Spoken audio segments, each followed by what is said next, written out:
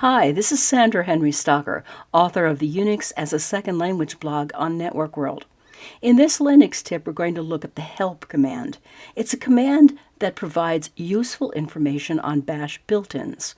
Those are commands that are built into, in other words, part of, the bash shell, not executables on their own, so Linux won't have man pages for them. To get a listing of all the bash built-ins, just type help on the command line. And you can see you got a lot of commands to look at there.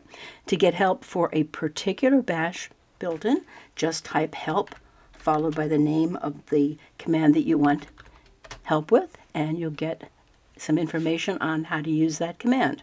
Now, since the help command is itself a bash built-in, it's only going to work with bash and related shells like rbash. But if you're looking for help with a command like suspend or umask and can't find a man page because you won't, check help. It just might have something to offer. Well, that's your Linux tip for the help command. If you have questions or would like to suggest a topic, please add a comment below. And don't forget to subscribe to the IDG Tech Talk channel on YouTube. If you like this video, please hit the like and share buttons. For more Linux tips, be sure to follow us on Facebook, YouTube, and networkworld.com.